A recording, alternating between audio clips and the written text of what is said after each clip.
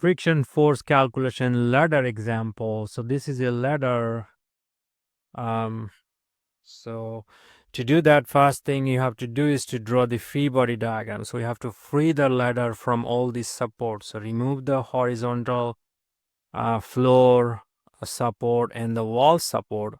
Once you remove the supports, you have to have the vertical component and the horizontal component. So we'll have the A horizontal component and then the A vertical component.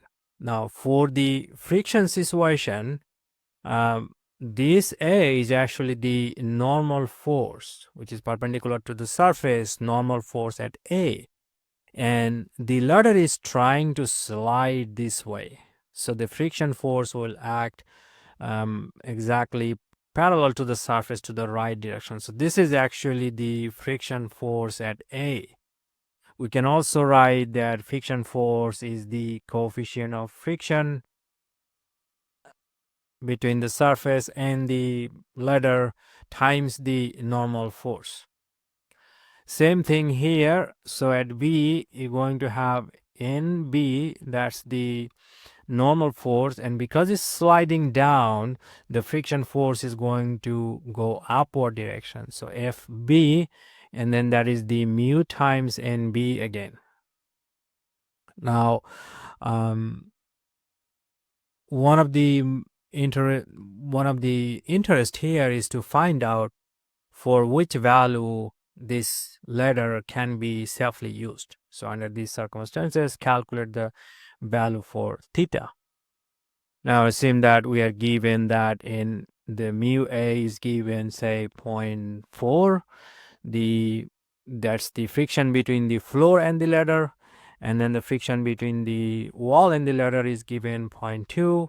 Also assume that the ladder weight is 60 pounds, and then the person using the ladder, which is the P load, say that's 300-pound person using the ladder, and then find out the theta for which angle, how you have to place this ladder so that it doesn't slide down. So very simple. First you start with those three equations. So summation of fx, summation of fy, and then summation of moment. And then you get all those unknowns.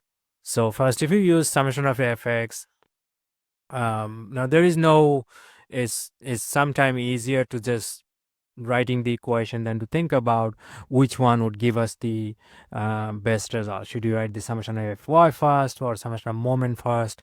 A lot of situation, it's easier to write it than to think and figure it out which one will actually should we write first. So I'm just going to start with the summation of fx is equal to 0.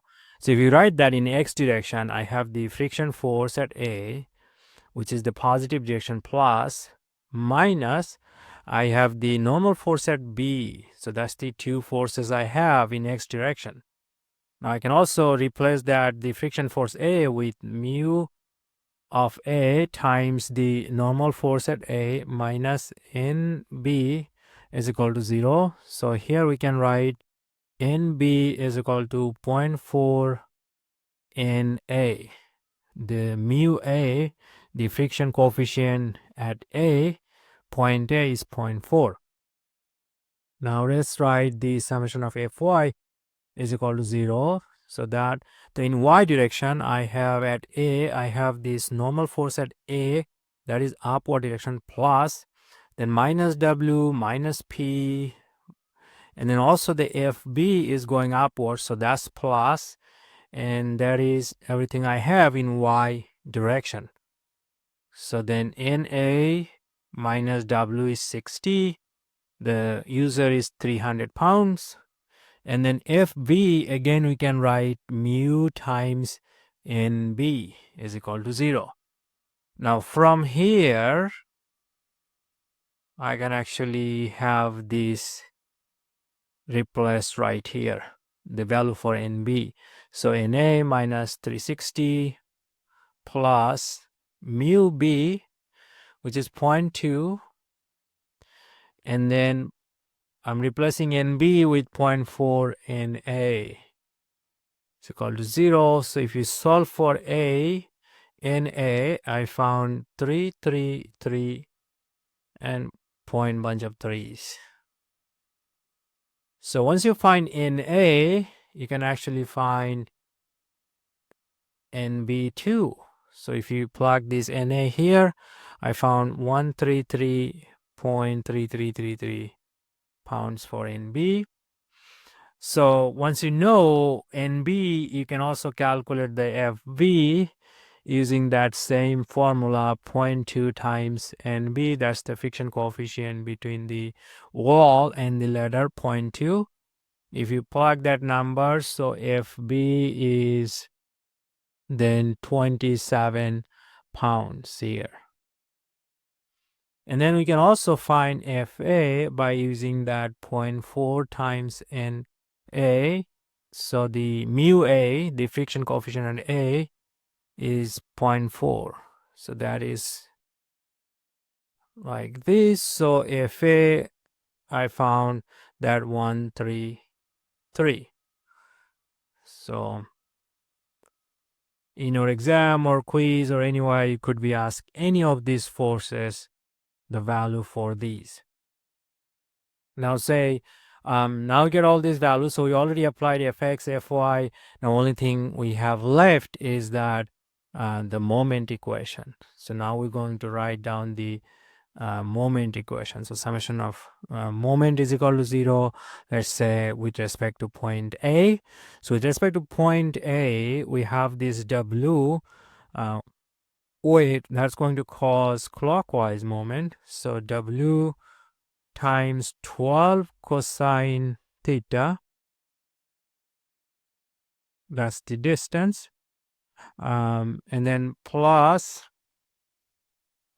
P, that is 20 foot away, 20 cosine theta again, and then we have the now we have the FB, so that is 27, but then FV will cause a counterclockwise moment, which is plus FB, that's 24 cosine theta away, and then NB, that's the line of action of NB. So this is the distance you're going to use, which is sine. So you're going to have then NB 24 sine theta, everything sum to 0. So this is my very long moment equation. All right, limited space to work here. So then we can basically plug all this number. W is 60. We're trying to find out theta. So 60 times 12. We can common this cosine theta, everything that has cosine in it, plus P, which is 300 pounds, times 20. Cosine is in the front. Plus FV, the value for FV is 27.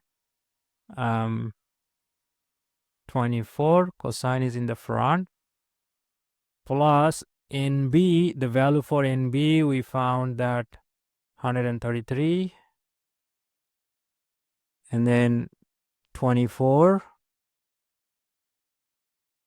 sine theta.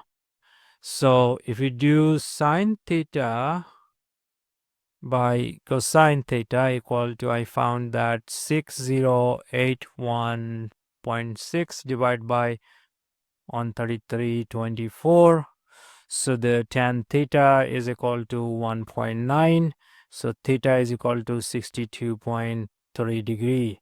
So that would be the safest angle where you can place this ladder and it will still stay there, not going to slide. However, we calculated everything impending slides down. So just a tiny bit, a little bit more will actually slides down. So you probably should place somewhere at least more than that. So this is the minimum value you need.